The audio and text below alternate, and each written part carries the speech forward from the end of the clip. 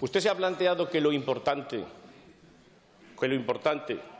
en estos momentos es trabajar con absoluta lealtad en esta Cámara. ¿Se lo ha planteado?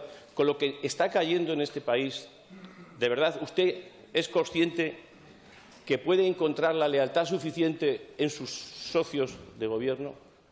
¿Usted cree, señor Lambán, con el discurso que está manteniendo y que en líneas generales comparto con usted de esas cuestiones tan fundamentales, puede entregarse y confiar en Podemos?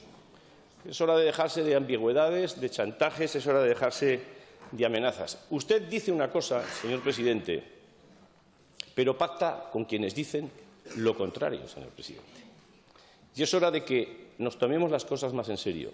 Este tipo de contradicciones, este tipo de incongruencias no implican, señor presidente, más que pérdida de descrédito.